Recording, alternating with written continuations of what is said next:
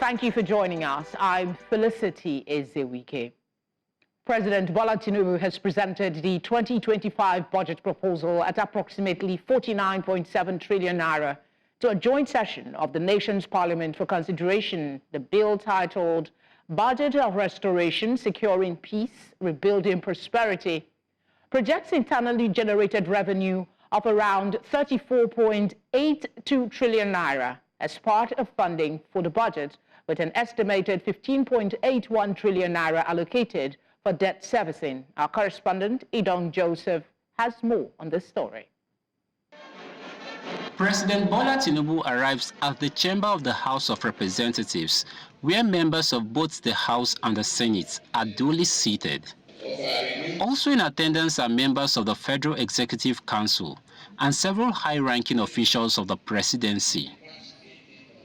The session began with the opening remarks from the President of the Senate, commending current efforts in addressing insecurity and attracting direct foreign investment, amongst others. The reduction in kidnapping incidents and the neutralization of over thousands of terrorists and insurgents remain another major testament to your patriotic zeal, your strength, and your determination to change the future of this country. Your dedication to fostering international relations paves the way for fruitful partnerships that will propel our nation forward. We are witnessing a resurgence in foreign direct investment. However, he expressed concern about some of his colleagues' misunderstanding of the tax reform bill currently before the parliament, noting that those opposing the reforms may not have studied the proposal adequately. It is disheartening that those who have not yet taken time to understand the initiative, the focus, are the ones shouting the loudest as critics. But we will make sure that we listen to Nigerians and dot the I's and cross the T's to the satisfaction of all Nigerians and for the benefit of this country. Following his speech, President Tinubu presented the 2025 budget proposal to the lawmakers, saying that it will focus on education, health, infrastructure, and security, with over 14.9 trillion naira allocated to these sectors. The highlights of the 2025 budget allocations: defense and security, 4.91 trillion naira. Infrastructure, 4.06 trillion naira. Health, 2.48 trillion naira. Education, 3.5 trillion naira. He adds that through the budget, the government aims to reduce the current inflation rate of 34.6% by more than half of its current value. This is an ambitious but necessary budget to secure our future.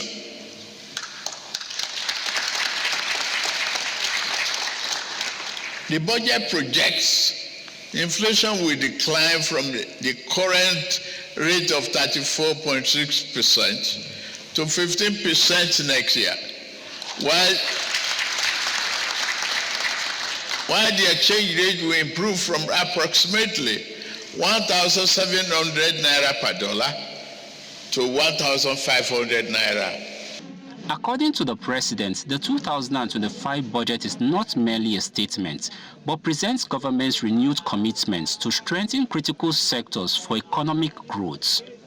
In Abuja for News Central, I am Idong Joseph.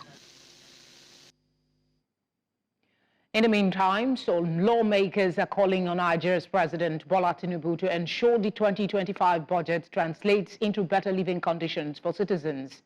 This was as the president presented a 49.7 trillion naira appropriation bill for 2025 before a joint session of the parliament in the nation's capital. Our correspondent Joshua Imarai reports. Nigeria's President Bola Tinubu has described the 2025 budget, dubbed the budget of restoration, as a reflection of the administration's priorities in advancing its developmental goals. With 4.91 trillion naira allocated to defense, the Minister of Defense says it underscores the President's commitment to national security. Well, I believe the President has allocated enough resources for the security, to address the security situation in the country. That shows that the President is concerned about the security situation in the country and he's determined to end the insecurity in this country. Some lawmakers, however, reacted to the presentation of the 2025 appropriation bill by the President. What concerns me as a parliamentarian is not the issue of statistics being churned in day in, day out. I need to see the reflection of these statistics on my people. I need to see the reduction in poverty. I need to see the serious reduction of hunger. As you go to my constituency tomorrow, the hunger that they witnessed in 2022 is double, is replicated in 2023, double in 2024. So where will that take us? Some of the assumptions are very optimistic and may not be realizable. We pray that it goes the way he has projected. For example, aiming to hit 2 million barrels per day production of crude oil. As at now, I don't know what the officials are telling him, but I doubt very much if that represents the reality on ground. We're too import dependent, so our naira is busy pursuing the dollar, and that's why the naira is going weaker and the dollar is getting stronger. And so that projection is to say the level of production that they envisage with that budget will help in bringing down the demand, because we'll be self-reliant, producing what we eat. With the 2025 appropriation bill now submitted to the National Assembly, members of Parliament will begin to scrutinize the figures in order to facilitate its passage.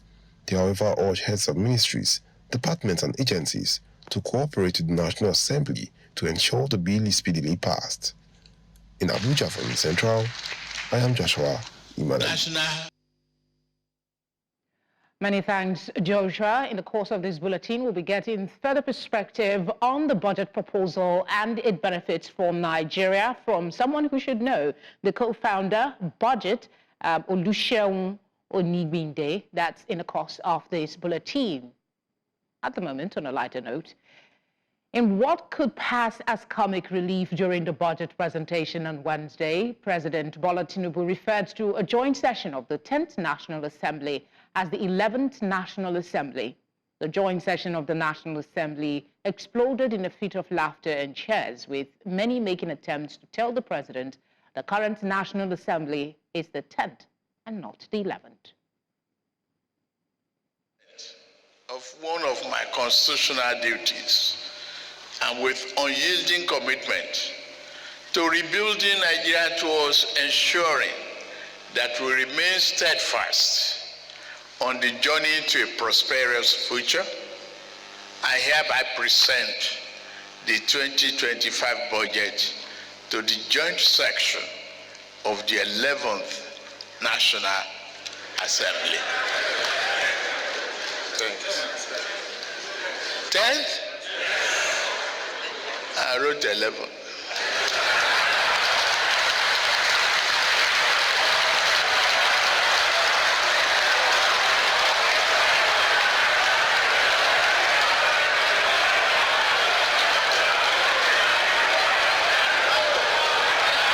Which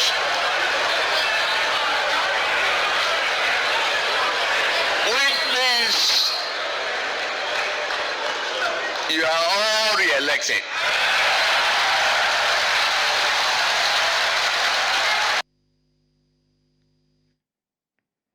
In the meantime, President Bola Tinubu has approved the reconstitution of the executive management teams for 12 river basin development authorities across the country under the Federal Ministry of Water Resources. The appointments aim to bolster efficiency and drive the government's agenda for sustainable water resource management, agriculture, and infrastructural development in various regions of Nigeria. Each authority will oversee key water resource management and development projects in their respective zones, spanning multiple states. Highlights include Ogun-Osun River Basin Development Authority, comprising Lagos, Oyo, Ogun, and Osun. Leading this team is Honorable Odebumi Olusegun as the chairman. Similar appointments were made for other river basin authorities, including Bini Owena, Niger Delta, Upper Niger, and Lower Niger. Each management team comprised a chairman, managing director, and executive directors responsible for engineering, finance, planning, and design, as well as agricultural services.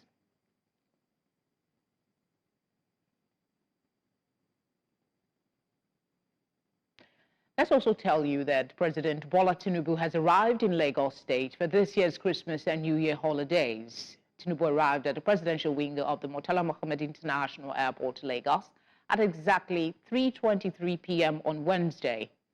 Before departing Abuja, as we have already reported, he presented the 2025 appropriation bill to a joint session of the National Assembly for consideration and passage. At least 32 people lost their lives during a stampede at a children's carnival in Ibadan, the Oyo State capital, in the early hours of Wednesday. According to the Commissioner for Information and Orientation, Prince Dotun Oyelade, the stampede occurred at a private children's funfair held at the Islamic High School, Bashorun, leading to the loss of 32 lives, mostly children, while some others sustained injuries. He said the state government swiftly mobilized a rapid response team to the venue. Following the incident, the commissioner noted that victims have been taken to various hospitals within Ibadan metropolis for medical attention. In the meantime, Oyo State government has commenced investigation into the stampede in the state capital. Many children were said to have died in the process, with Governor Seyi Makinde commiserating with the parents who have lost children. The governor, in a personal message on X on Wednesday, said his administration has arrested the organizers of the program and will ensure that those responsible are prosecuted. He described the incident as a sad day for the Oyo State government and the people of the southwestern state. The governor said his administration has taken steps to ensure no further deaths are recorded by deploying security agents to restore order at the venue. Thank you for staying with us. We did tell you that in the course of this bulletin, we'll be speaking with the co-founder, Budget, Olusegun Onigbinde. He joins us now for some perspective on the budget that was presented earlier today by President Bola Tinubu. Thank you very much for joining us. I guess we should just start with how realistic, in your view, is the projected 34.8 trillion naira revenue target for 2025? And do you think that enough strategies was captured that will enable government to meet that target? Thank you so much. And that was, I think it was a bold move by the current administration. And I mean, there's always a thin line between if something is bold or if it's credible. What we have seen is a 34 trillion naira proposal.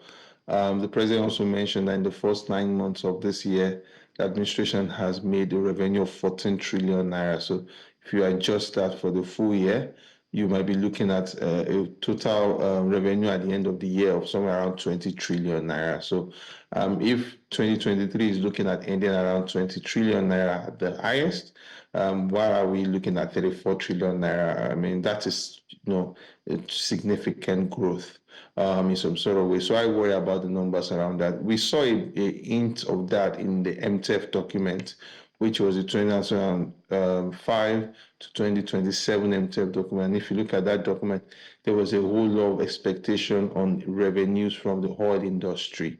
The sale of oil is where the federal government is pitching its tent for significant rise in revenue. And we don't know how realistic that is, considering the fact that a lot of those oil production has been encumbered by NNPC. A chunk of all those oil production also, a lot of it also belongs to the IOCs or the private producers. So we don't see the realistic nature of bringing something from 4 trillion naira. We know there's been devaluation, but we don't see you moving for like around 4 trillion naira, what the federal government used to receive, to coming close to somewhere around 20 trillion naira. So I don't think this is extremely realistic. There's a challenge here is that the government is trying to reduce inflation, bring inflation to 15% as projected in the budget.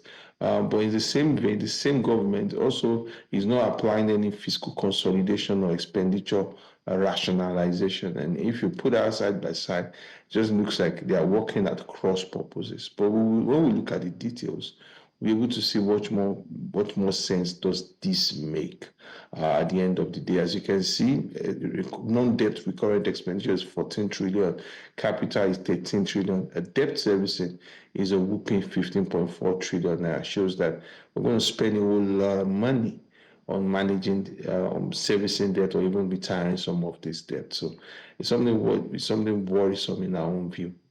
What's your thoughts then on the projected improvement on the exchange rate by about 200 naira? That's from 1.7 to 1.5 per dollar, and how that might impact businesses? I think for the exchange rate, there's a bit of realism that's come into play about that, because if you look at what the federal government has proposed, 1,500 naira to a dollar, that seems like what is the realistic rate at this moment, because over time we've played games with that exchange rate. But I think at this point we've come to a point that this is where we want to pull up the anchor. And if we have studied the CBN platform, we would see clearly that the exchange rate has hovered within the 1,500, 1,600 corridor. So it seems that there is a understanding by the monetary authorities that is where exactly they want to anchor the exchange rate, somewhere around 1,500. I don't think the devaluation is a problem of businesses. Yes, it adds to their cost. It's the uncertainty that comes with fluctuations. That's what the businesses are afraid of. So if I'm buying dollar today at 1,500, and I know that in another next 6 months it's 1,500, 1,520, I can plan with that. But if dollar is 1,500 today, in another 2-3 months it's 1,700 and 1,800, then it becomes highly distorting for most businesses. So there's a bit of uncertainty that has to come at this point. And I think most systems can withstand the weakness of the currency at varied periods, but what you don't have is just sudden shocks in the exchange rate market. So what people will be looking for is that the federal government should start smoothing the curve at this point. I'm curious, do you laud the amount allocated for debt servicing? And having that in mind, how sustainable is the current debt profile in the context of economic growth? I mean, 15 trillion naira debt service seems unheard of. And it will come from the fact that in recent times we have started borrowing a lot from foreign partners, and we have a whole lot of debt that are due for retirement next year. So it just means that the federal government would spend, by the time you borrow debt, possibly at 200 naira to a dollar, or 400 naira to a dollar, you're paying back technically at 1,500.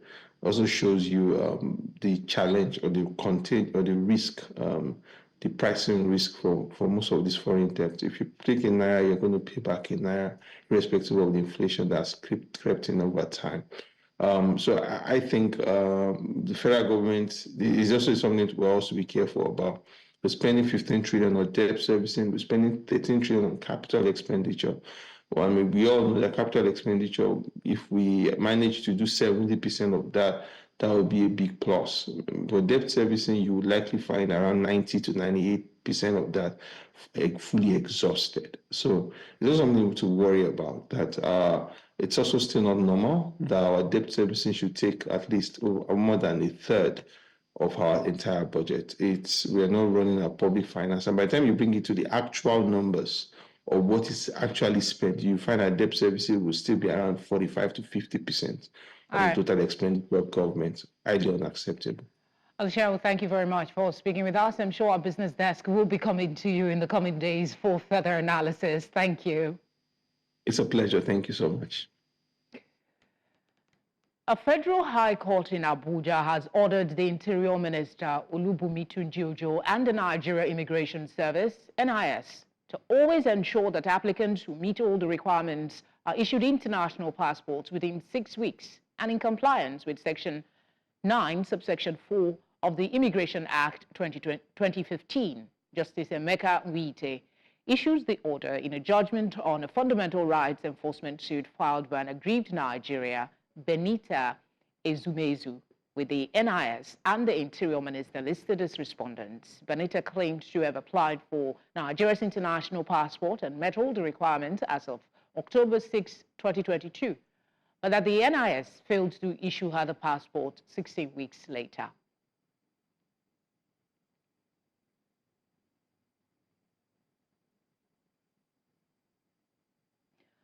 Journalists have been urged to be objective, as well as uphold the ethics of their profession in the course of performing their duties. These were the thoughts of the Deputy Director, Plateau State Directorate of State Security Services, during a one-day seminar on the need for journalists to stay safe while reporting conflict situations.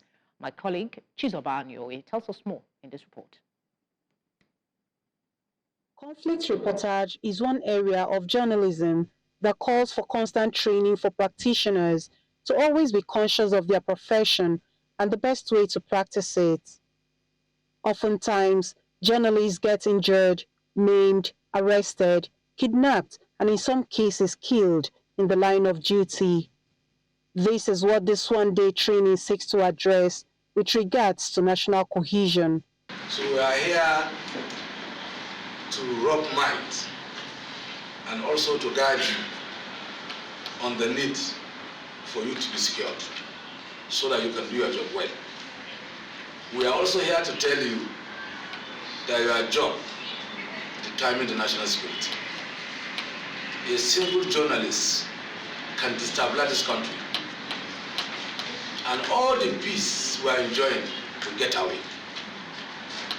So that's why your job is very important as far as national security is concerned. While considering safety first, national peace and cohesion are very vital. In as much as we continue to do our work, there are certain parameters that we must be guided. We must be interested in national security. So whatever we're putting out to the public must be in good taste. Must be reports that will unite this country. Must be reports that will bring to national cohesion, national integration, and not reports that will take us back to our dark days, particularly for us in Plateau State. For the safety of these men of the pen profession and to ensure national security and integration too, journalists are appreciative of this session. You need to be alive, you need to be safe in order for you to report. There is no way you can discharge your duty as a journalist in the environment where there is chaos. While reporting, I should report issues that will protect the interests of the country, not to report something that will cause disunity. Don't be the news, be the reporter. Because if you know that whatever report you are going to carry on, whether investigative or even general report, you know that it will be detrimental to national security and even to your own self. You will not be a hero maybe in the grave. If these responses are truly the outcome of this session, then more of it won't be out of place for the safety of journalists for national integration. In Jos for News Central, Chizoba Anyoe. Many thanks, Chizoba. We have joining us a former chairman, Nigeria Union of Journalists, Plateau State, Kadaba Gobum. We'll be speaking with him right after this very short break. Stay with us. You're watching Tonight, and we have now the former chairman, Nigeria Union of Journalists, Plateau State, Kadaba Gobum, to speak with us. Thank you for giving us your time. I mean, your experience as, you've experienced abduction. what are the most common security threats that journalists face when reporting from conflict zone, and how do security agencies assess these threats?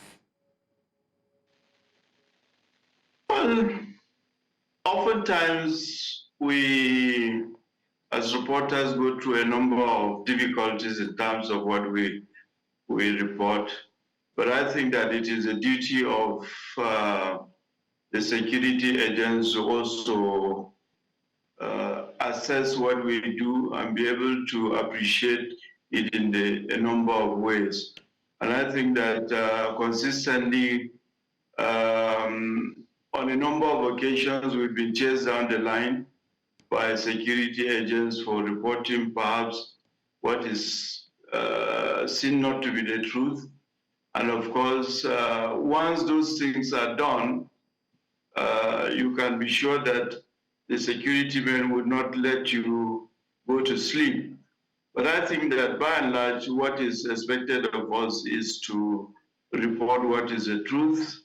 As a matter of fact, I've often said that journalists are peacemakers, peace ambassadors of whichever medium they represent, and therefore, as a matter of fact, whenever such things arise, whether there is a conflict between security men or agencies and the reports that we present to the public, there is a need therefore to be able to assess what must have happened before reporters are chased down the line. All right. How can journalists effectively balance the need for accurate reporting with their own personal safety in high-risk environments? You have heard, and I think that a number of those people who answered the questions of your reporters have stated quite, succinctly the fact that you must not be a hero when you are not supposed to be. You must always report the truth. You must always be balanced with the truth. And as a matter of fact, there are quite a number of sources that you can also get at before you churn out your stories to the public. Again, a number of us who are reporters are always eager to get to the first reader on the street the next day.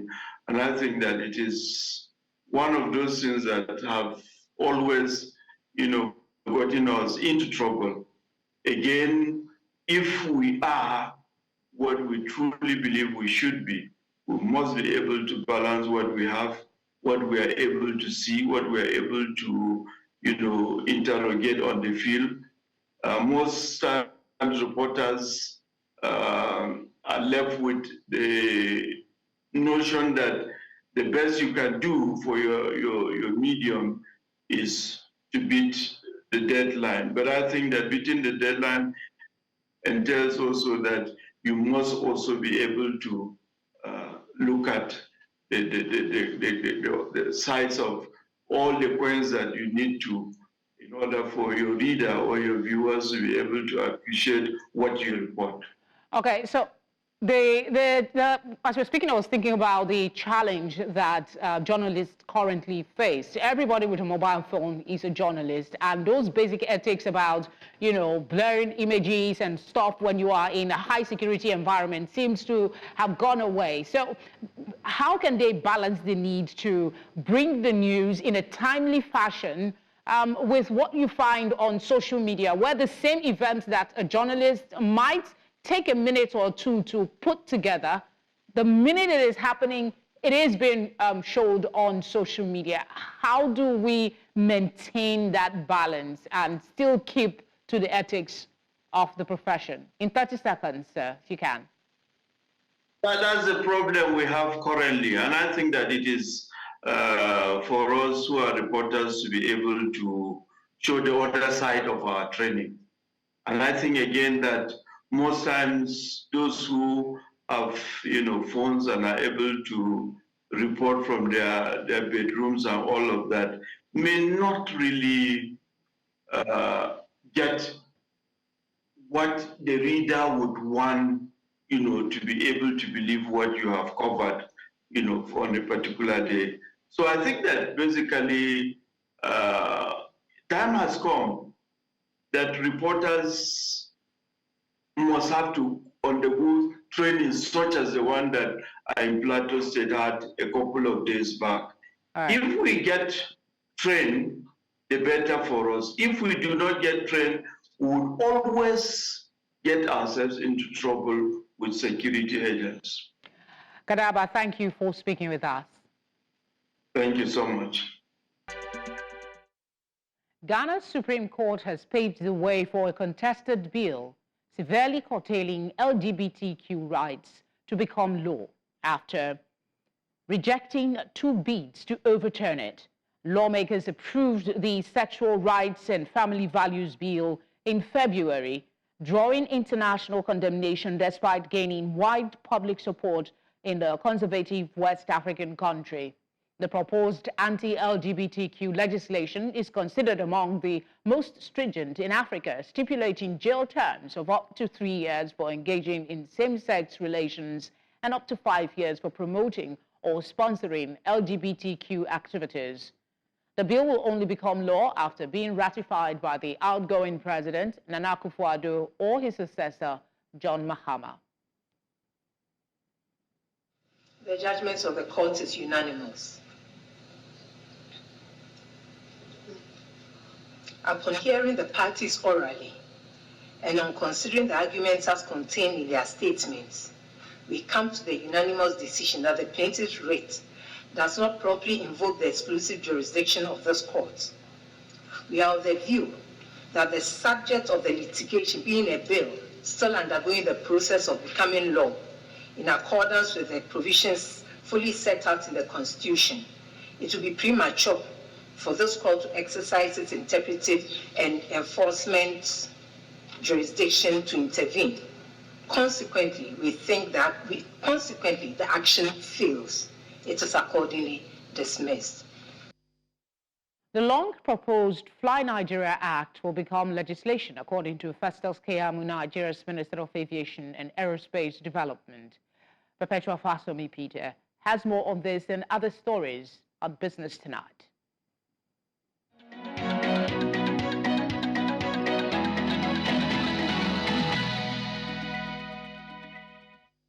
Business news in association with Money Master PSB, the easy way to master your money.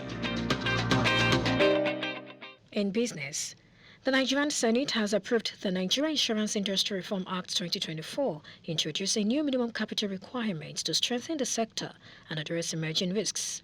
The Act repeals outdated laws and establishes a risk-based regulatory framework.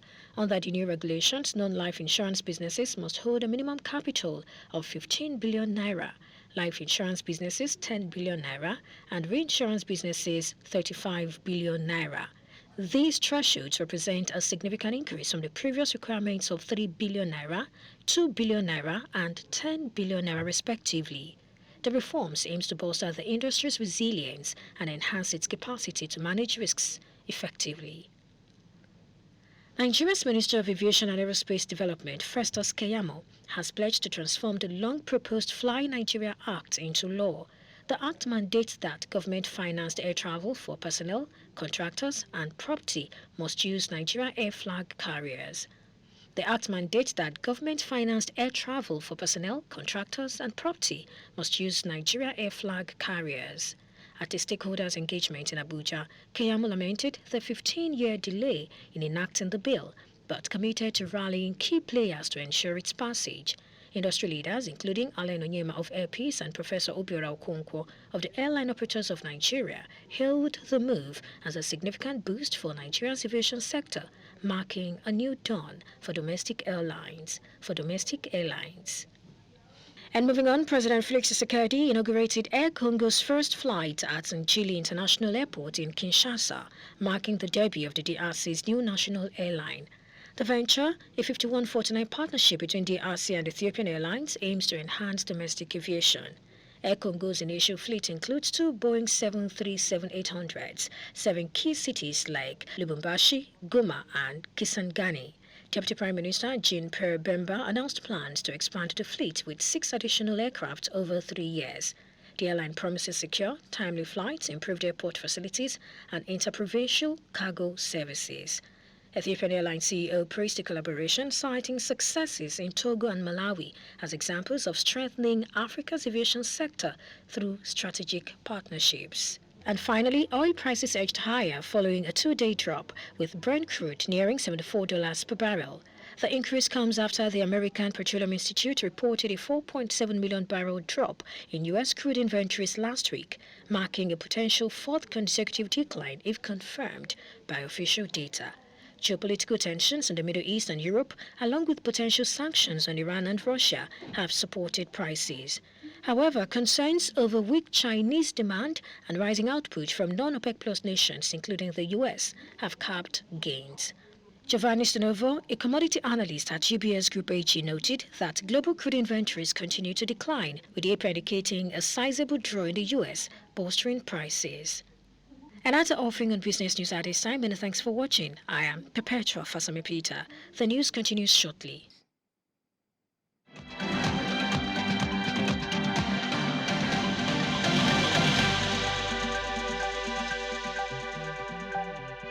Sports Update, brought to you by Corn Oil. Corn Oil, we go the extra mile. The Nigeria rugby team, the Black Stallions, marked their first tournament appearance since 2019 at the Rugby 15s, and their return kicked off with a 34-10 loss to host Tunisia. The return of the Black Stallions ended a 5-year hiatus caused by a mix of challenges, including a World Rugby ban and internal disputes. With the issues now resolved, the Nigeria Rugby Federation is hoping to engineer and fast-track Nigeria's place among Africa's rugby elite. The other game saw Zambia defeat Ghana 31-22. The president of the Confederation of African Football, Patrice Motsepe, is set to visit Tanzania, Kenya, and Uganda, the three nations that will host the 2024 CAF African Nations Championship this week. During his visit, Motsepe will meet governments, football leadership, and local organizing committees from the three countries.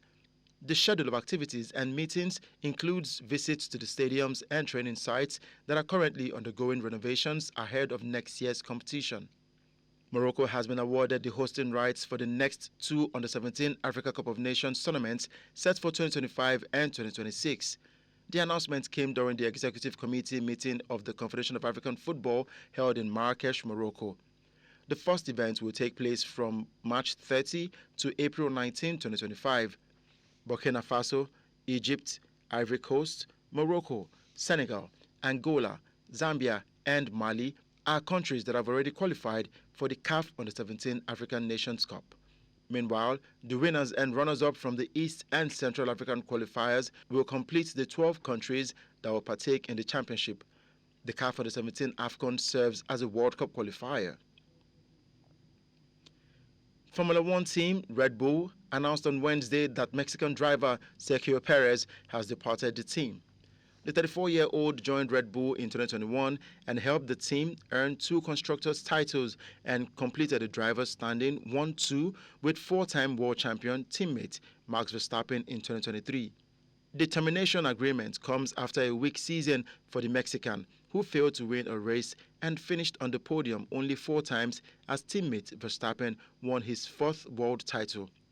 Perez is expected to be replaced by New Zealander Liam Lawson, who will be promoted from the sister Racing Bulls team. The Milwaukee Bucks have been crowned 2024 NBA Cup champions after a dominant 97-81 points victory over Oklahoma City Thunder. Giannis Antetokounmpo led the Bucks with 26 points, 10 assists, and 16 rebounds in 37 minutes, while Damian Lillard added 23 points to silence the Thunder in the second half to win the second edition of the tournament. The triumph came as a relief for the Bucks, who were beaten by the Indiana Pacers in last year's Cup semifinals. Each player from the winning team received $500,000 in prize money, while the runners-up get $200,000. Giannis expressed post-game that the team's focus shifts quickly to the remaining regular season games as the team still has a lot to improve upon. And that's a wrap on Sports Update. I am Udoka Njoku. Entertainment news in association with Glow Unlimited.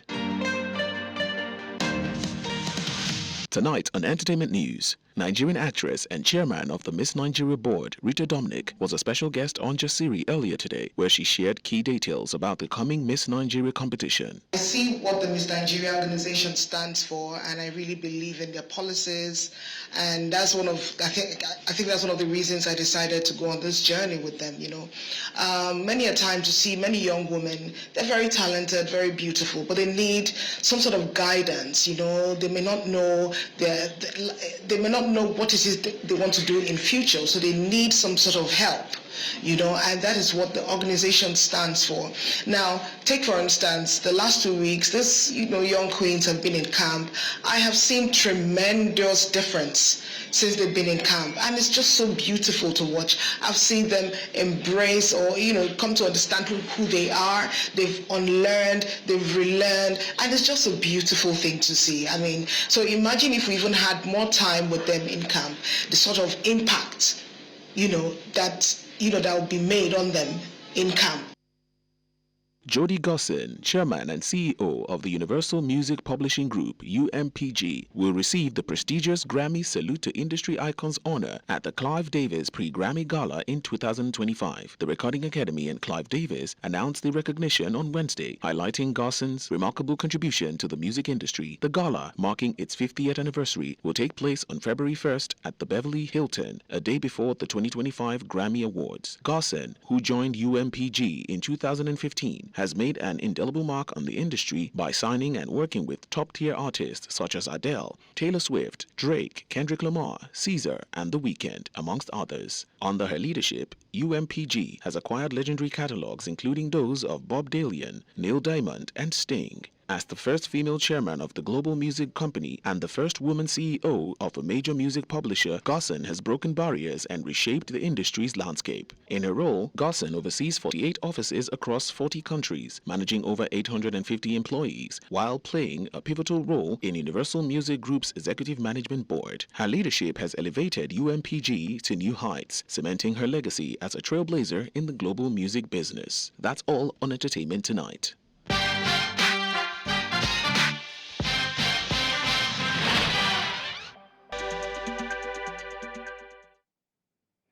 And that's all tonight. But before we go, let's take another look at some of the headlines. President Tinubu has presented 49.7 trillion naira 2025 budget proposal to National Assembly. Tragedy has hit Ibadan, the Oyo State capital, as 32 people, including children, die in Stampede at Children Funfair.